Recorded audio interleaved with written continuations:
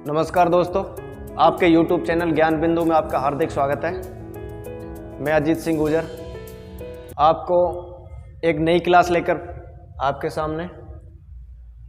अब तक हमने कला संस्कृति, राजस्थान के इतिहास, हमारी प्लेलिस्ट में जाकर आप देख सकते हैं राजस्थान की कला संस्कृति के टॉपिक, जिसमें मेले व त्यौहार चल रहे थे, जिसमें अब तक हम 3 क्लासें डाल चुके हैं और चौथी क्लास हमने नवरात्रा तक पढ़ लिए थे। मेले और त्यौहार नवरात्रा तक पढ़ लिए थे,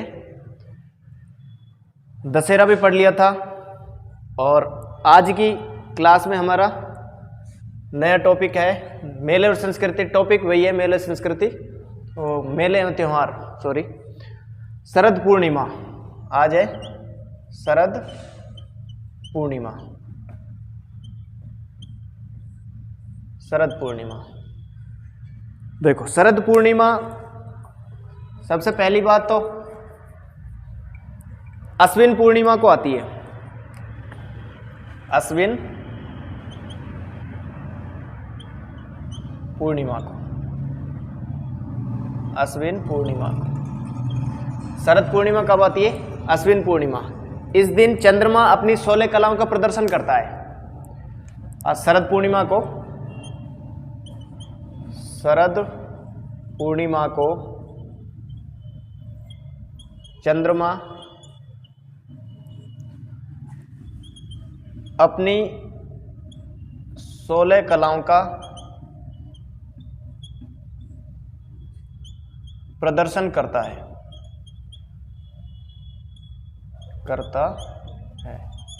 यानी कि ऐसा कहते हैं कि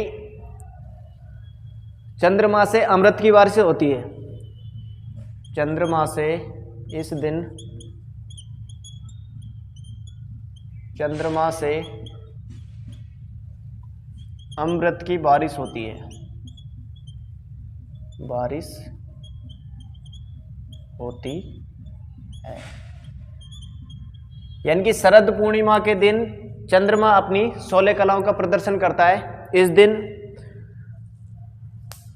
दिन सर्दी की ऋतु आरंभ होती है। इस दिन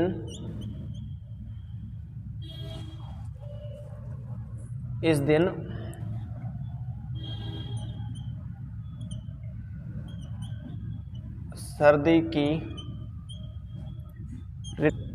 शरद ऋतु आरंभ होती है।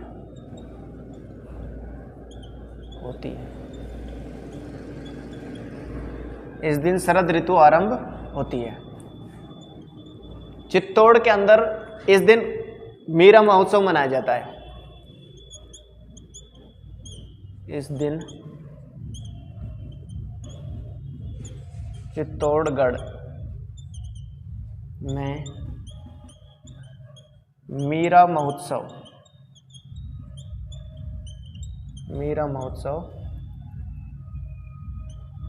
मनाया जाता है।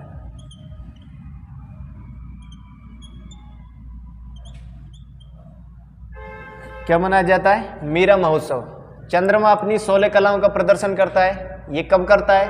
शरद पूर्णिमा के दिन करता है, अश्विन पूर्णिमा को।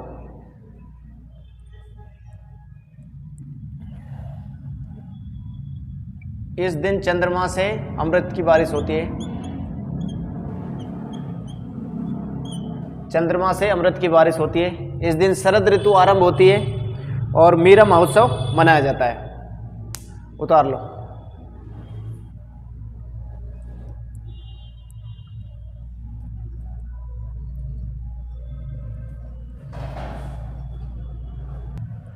ठीक है, उतार लिया। शरद पूर्णिमा के बाद में आता है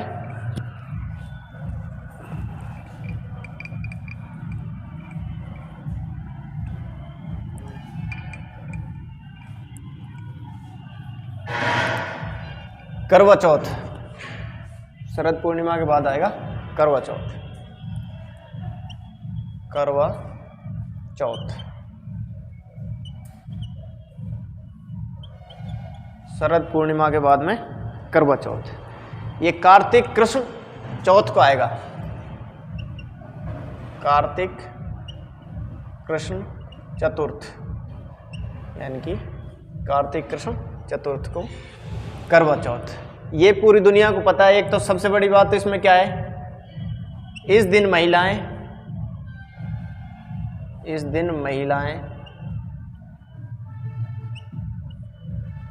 अपने पति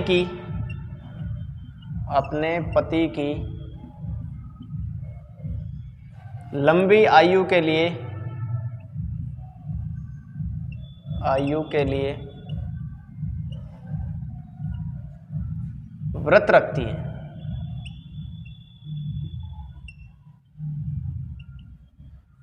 अब सोचो, पति की लंबी आयु के लिए व्रत कौन रख रही है? महिलाएं रख रही हैं। अगर नहीं रखती तो फिर भी 2-3 साल पहले मर जाता है आदमी। अगर ये व्रत नहीं रखती तो बताओ कितने साल पहले मरते? हर महिला से 2-3 साल पहले मर रहा है पति इस टाइम, व्रत रखते। इस दिन करवों का दान सर्वश्रेष्ठ माना जाता है। इस दिन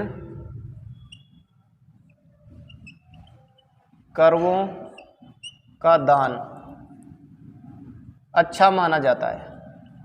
करवे जो होते हैं अच्छा माना जाता है।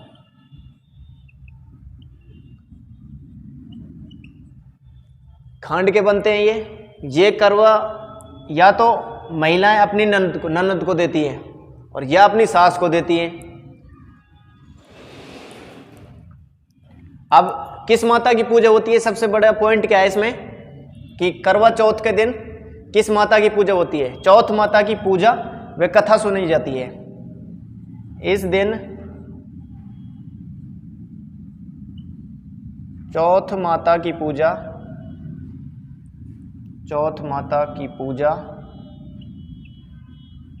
वे कथा सुनी जाती है। कथा सुनी जाती है।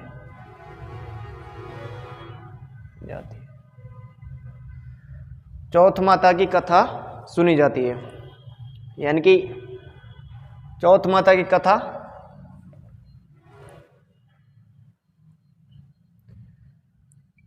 चौथ माता की पूजा जो होती है कथा सुनी जाती है। इस दिन करवों का दान सर्वश्रेष्ठ माना जाता है।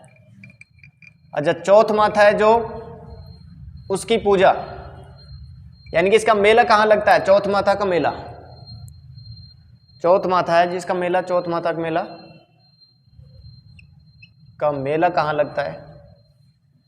इसका मेला लगता है चौथ का बरवाड़ा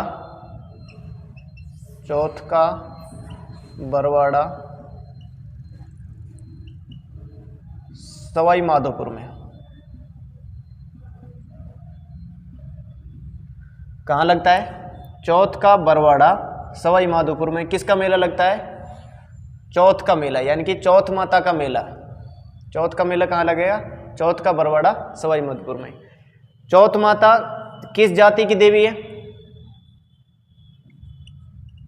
चौथ माता कंजर जाति की कुल देवी है। कंजर जाति की कुल देवी है। कंजर जाति क्या करती थी? इस माता की पूजा करती है और ये चोरी करते थे। तो अपना जो गेट था, जैसे मेन गेट घर का जिस दिशा में होता है उस दिशा में नहीं, उसके विपरीत रखते थे ये। जैसे भी ये ऐसा मानते थे कि हम कोई भी घटना करके आएंगे या चोरी करके आएंगे कुछ भी, तो चौथ माता हमको बता देगी और हम उस गेट से कूद जाएंगे। अब आपसे पूछे कि चौथ माता का मेला कब लगता है? ये भी बात, चौथ माता का मेला कब लगता है? माघ कृष्ण चतुर्थ को। माघ कृष्ण चतुर्थी को चौथ माता का मेला लगेगा। चौथ माता का मेला कब लगेगा? मेला लगेगा माघ कृष्ण चतुर्थी को। माघ कृष्ण चतुर्थी।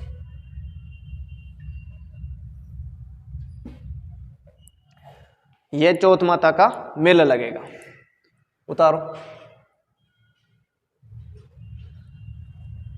चौथ माता का मेला कहाँ लगेगा? चौथ के बरवाड़ा सवाई माधोपुर में।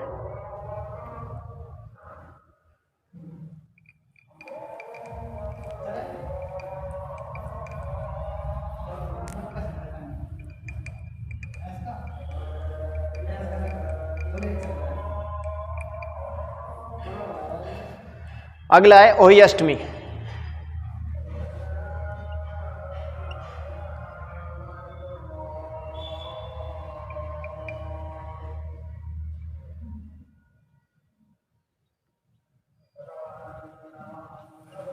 अष्टमी, अहोई अष्टमी भी कहते हैं। ओही अष्टमी को और क्या कह सकते हैं? अहोई अष्टमी।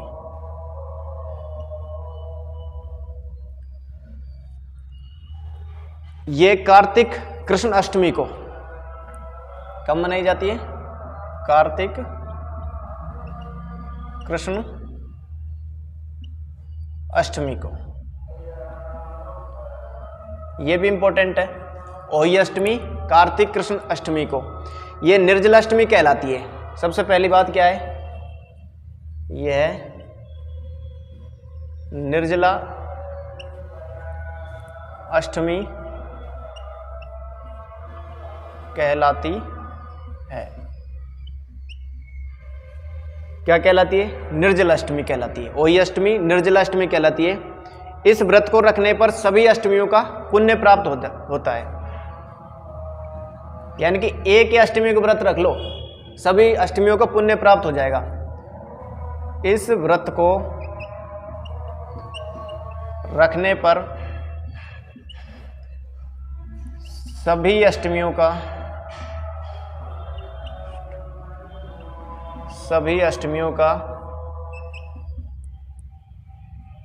पुण्य प्राप्त हो जाता है।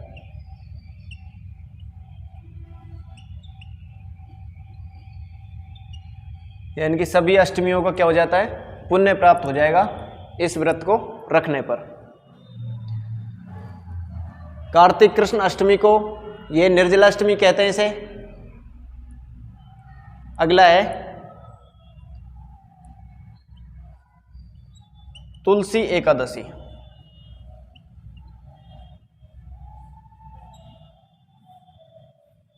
कौन सी है? तुलसी एकादशी। ये कार्तिक कृष्ण एकादशी को, कार्तिक कृष्ण एकादशी, यानी कि अपनी भाषा में कहें तो कार्तिक कृष्ण 11 को, कार्तिक कृष्ण एकादशी। इस दिन तुलसी की पूजा होती है।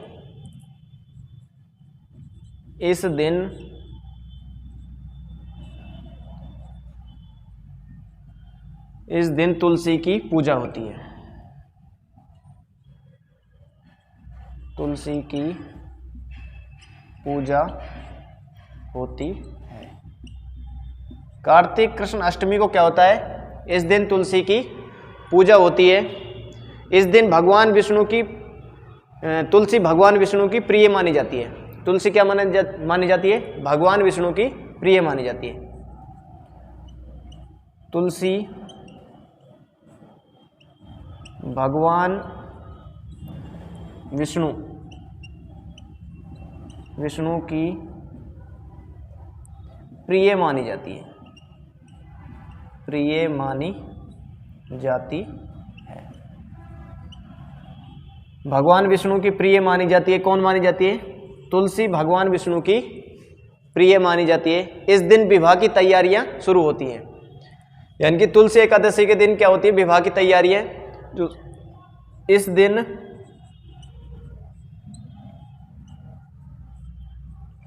विवाह की तैयारियां या तैयारी शुरू होती है। जैसे बोलते हैं ना अपन कि शादी ब्याहों के जो सावे होते हैं वो शुरू हो जाते हैं। किस दिन? तुलसी एकादशी के दिन। तुलसी का विवाह किससे हुआ था? पता है क्या आपको? तुलसी का विवाह हुआ शालिग्राम के साथ। शालिग्राम के साथ तुलसी का विवाह। इसका पति है तुलसी का, तुलसी का पति है। बाकायदे विधि विधान के साथ शादी होती है इसकी, फेरे पड़ते हैं इसके, फेरे भी 7 होते हैं पूरे, ऐसे नहीं 2-4 फेरे हो गए। अच्छा, राजपूतों के फेरे कितने होते हैं? हाँ, ठाकुर जो जाति होती है राजपूतों में, राजपूत को जाति थोड़ी, राजपूत, राजपूत का मतलब क्या है? राजपूत, पूत मतलब क्या होता है? बेटा। जाति तो ठाकुर थे इनकी, ठाकर, ठाकुर। राजपूत यानी कि राजा का बेटा, यानी कि जो भी राजा का बेटा रहेगा वो क्या है? राजपूत है। चाहे किसी भी जाति में, क्या गुर्जर है, यादव, कोई भी है, जिसने राज किया है वो राजा का बेटा, सब क्या है? राजपूत। लेकिन क्या हो गया? राजा राज ज्यादा किसने किया? यानी कि 18वीं शताब्दी, 16वीं, ये शताब्दियों के 18वीं शताब्दी, 19वीं, जितने भी राजा हुए हैं ये ज्यादातर कौन हुए? ठाकुर हुए। इसलिए खुद को क्या बोलने लगे? राजपूत। इसलिए आज भी राजपूत बटालियन के अंदर यही तो होता है। राजपूत बटालियन में ऐसे थोड़ी, राजपूत बटालियन में स्पेशल राजपूत होते हैं। तो ये हो गया हमारा। अब है अगला धनतेरस। धनतेरस इसको सब जानते होगे। धनतेरस, धनतेरस कार्तिक तेरस को, कार्तिक कृष्ण तेरस, कार्तिक कृष्ण तेरस, कार्तिक कृष्ण तेरस को धनतेरस। इस दिन क्या होता है? चांदी के या नए बर्तन लाना शुभ माना जाता है। धनतेरस के दिन चांदी के बर्तन खरीदना शुभ माना जाता है। चांदी या वैसे जो बर्तन होते हैं, इस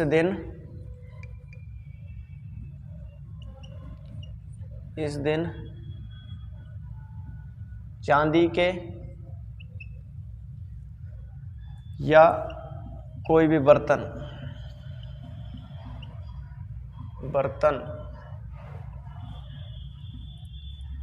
खरीदना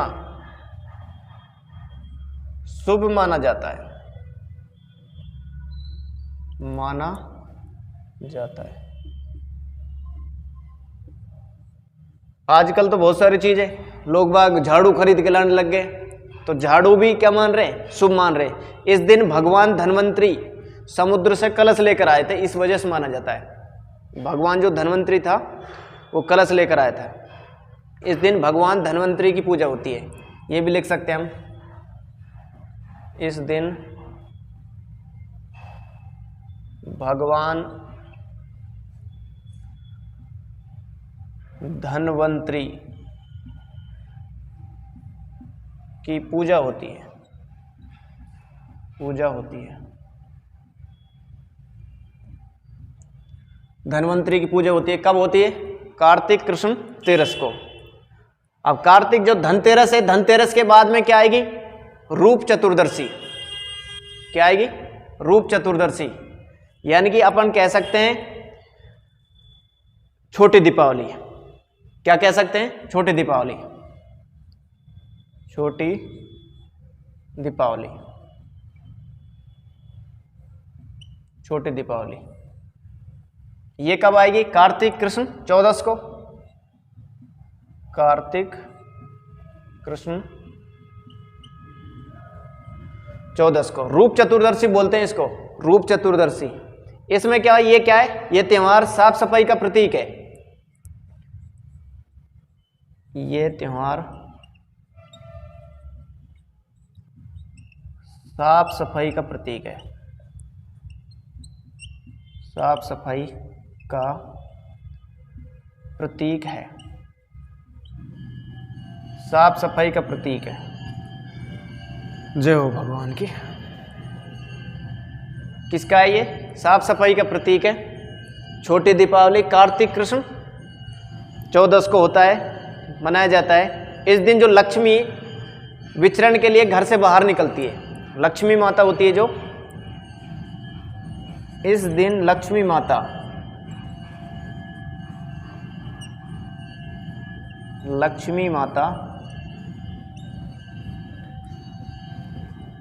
विचरण के लिए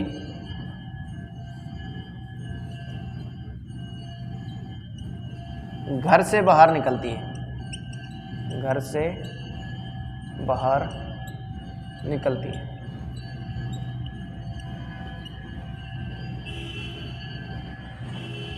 घर से बाहर निकलती है।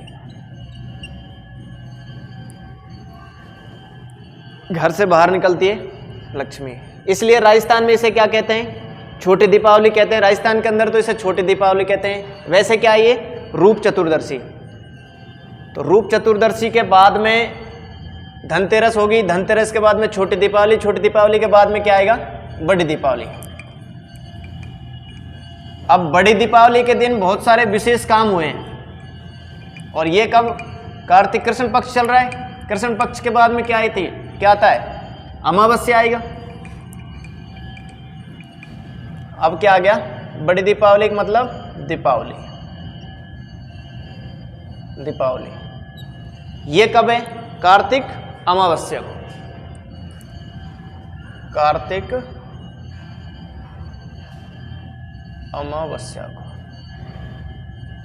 कार्तिक अमावस्या को दीपावली मनाई जाती है। अब इस दिन कई मुख्य काम हुए हैं। एक तो भगवान जो श्री राम था, भगवान श्री राम 14 वर्ष का वनवास काट कर आया था इस दिन। इसलिए क्या है? दीपक जलाए जाते हैं। कई अलग अलग विशेष कहानी है इसकी। और भगवान श्री कृष्ण था, उसने नरकासुर राक्षस का वध किया था इस दिन।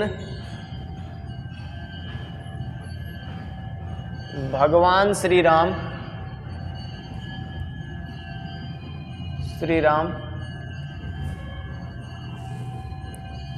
इस दिन भगवान श्री राम 14 वर्ष का वनवास काट कर घर वापस आया।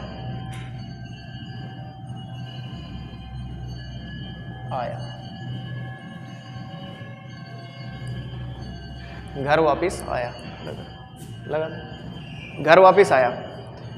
इस दिन भगवान श्री राम 14 वर्ष का वनवास पूर्ण किया और अयोध्या लौटे थे। इस दिन भगवान श्री कृष्ण ने नरकासुर राक्षस का वध कर 10,000 कन्याओं को आजाद किया। अब इन 10,000 जो कन्याओं को आजाद किया था, इनसे राक्षस ने कैद कर रखी थी, तो इनसे शादी करने के लिए कोई तैयार नहीं था। तो बाद में भगवान श्री कृष्ण को इनसे शादी करनी पड़ी थी।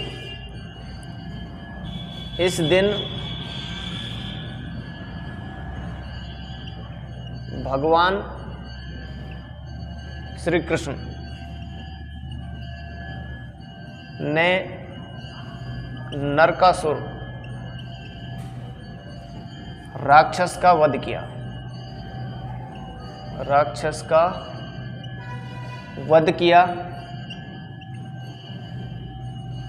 और 10,000 कन्याओं को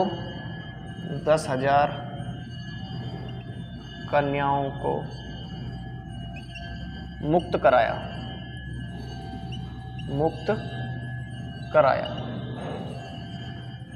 भगवान श्री कृष्ण ने नरकासुर राक्षस का वध किया और 10,000 कन्याओं को मुक्त कराया। इस दिन सिख धर्म के 6ठे धर्मगुरु थे हरगोविंद को जहांगीर ने आजाद किया। इस दिन इसलिए सिखों के लिए भी ये इंपॉर्टेंट है। इस दिन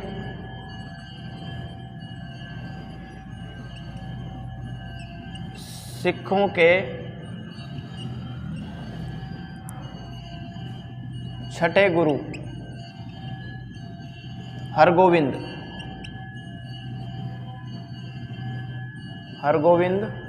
को जहांगीर ने आजाद किया।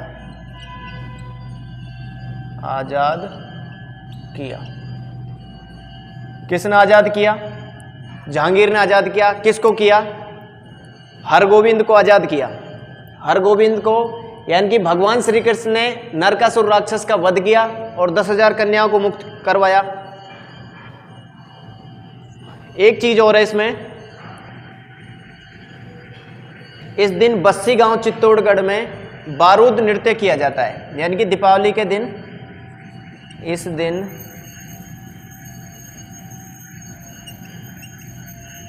बस्सी गांव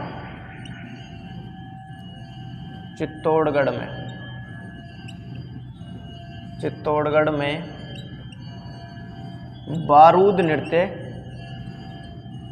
बारूद नृत्य किया जाता है।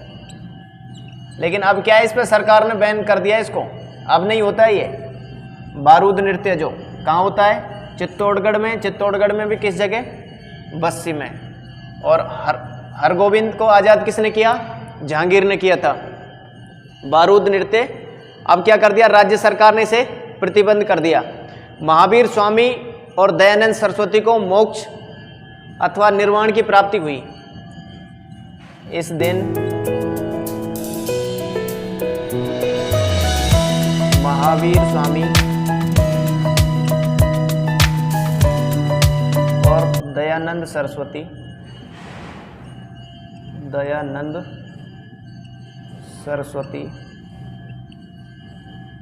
को मोक्ष व निर्वाण की प्राप्ति हुई।